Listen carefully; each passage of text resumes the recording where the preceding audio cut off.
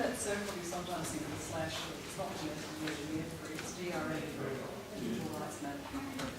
And I don't understand what that is. Can anyone explain what DRM circle slash is? Can, yes. This is my favourite topic. 25 words or less. So digital rights management is the software that locks your ebooks to a particular, usually a particular retailer. So it's software that calls home and connects to the website, finds out whether or not you're the legitimate purchaser of that book, and doesn't allow you to copy it to someone else's e-reading device. That's basically what it is. In practice, it's very, very unwieldy, and it oftentimes ends up meaning that people who would otherwise have bought that book don't buy it or aren't able to read it, and they end up getting turned off the whole endeavour of ebooks altogether because it's awkward and annoying. Many publishers are starting to realise that it doesn't actually do very much to prevent piracy, which is its purpose, but it does do a lot to turn people off, and so they're starting to drop it from their books. Momentum is one of them, and there are some others in the States and the UK. Tor, which is a big SFF publisher, have dropped it worldwide. We did have one down the back. Yes, right at the back. You mentioned briefly about, when you were talking about DRM, about piracy. Is that much of an issue with ebooks or self-published and published ebooks?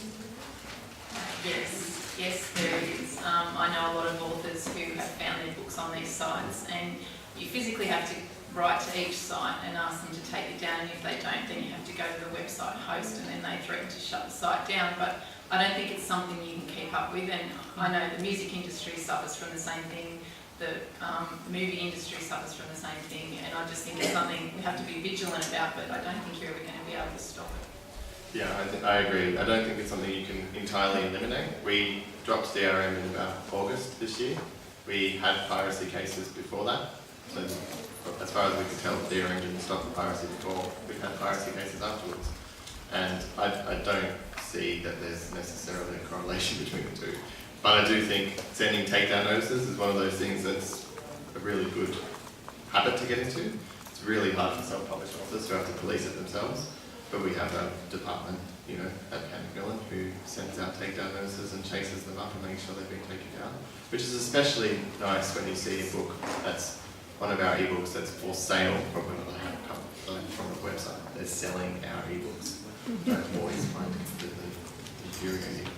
But I think one of the interesting things we're seeing, because we're the same, we have a team who issue the takedown notices, and I would always say, if you're with a publishing house and you see, obviously, you've got Google alerts on your name, and if you start to see piracy, just report it and we'll follow it up. But what we often find is that what looks like a pirate copy actually isn't. It's a broken link, or it's there's a lot of fake stuff out there. And I think once we have our ebooks now that are easy to buy, we have great retailers, people on good prices, they've got the device, they just want to buy, they're not going to go searching through all of these. Yeah, the reason a lot of these sites exist is to lure people in to use their credit card, steal their credit card details, or do something. And so the kind of people who are buying or using these sites is mostly for spamming, basically. And that speaks very well of you. If your book's being pirated, it means people wanted to use it. Yeah, there is a thing where writers are flattered that their books are being pirated. So they should be.